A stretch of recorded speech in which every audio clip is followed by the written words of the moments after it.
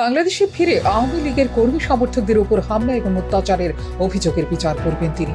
এক ভার্চুয়াল আলোচনায় দলীয় কর্মীদের সেই আশ্বাসই দিলেন সে দেশের প্রাক্তন প্রধানমন্ত্রী তথা আওয়ামী লীগের নেত্রী শেখ হাসিনা।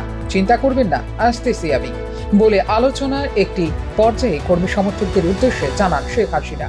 গত বছরের আগস্ট মাসে আওয়ামী লীগ সরকারের পতনের পর বাংলাদেশ ছাড়েন শেখ হাসিনা। তারপর থেকে বিভিন্ন সময়ে দলীয় কর্মীদের সঙ্গে ভার্চুয়ালি যোগাযোগ করেন তিনি। আওয়ামী লীগের সমাজ মাধ্যমের পাতায় তা সম্প্রচারও করা হয় সরাসরি। গত 24 ঘন্টায় ওই আলোচনা পর্বে দলীয় কর্মী সমর্থকদের সমস্যার কথা শুনেন আওয়ামী লীগের নেত্রী। তাঁদের পরিবারের ওপর বিভিন্ন ধরনের অত্যাচার চলছে বলে দাবি করেন কর্মী সমর্থকেরা।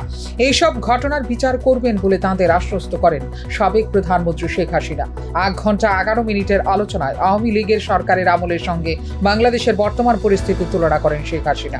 নিজের বক্তৃতার একটি বড় অংশ জুড়ে আক্রমণ শানান সে দেশের অন্তর্বর্তী সরকারের প্রধান উপদেষ্টা মোহাম্মদ ইউনূসকে। আমরা আমাদের প্রতিপক্ষের সঙ্গে এমন ব্যবহার করিনি, কিন্তু ক্ষমতাকে কুক্ষিগত করার চেষ্টা করছেন ইউনূস বলে মন্তব্য করেন শেখ হাসিনা। ইউনূসকে সুদখোর এবং মানবতা বিরোধী বলেও আক্রমণ শানান তিনি। গোটা বক্তৃতায় বারবার আসে বিচারের কথা। যারা এই জঘন্য কাজ করেছে তাদের বিচার বাংলাদেশে হতে হবে, সেটি আমরা করবই বলে দলীয় কর্মীদের উদ্দেশ্যে বার্তা দেন শেখ হাসিনা। বাংলাদেশের পরিস্থিতির কথা অ্যামনেস্টি ইন্টারন্যাশনালের মতো আন্তর্জাতিক মানবাধিকার প্রতিষ্ঠান সহ অন্য আন্তর্জাতিক মঞ্চে পৌঁছে দেওয়ার বার্তাও দেন Sheikh Hasina. Bureau report, news নাও।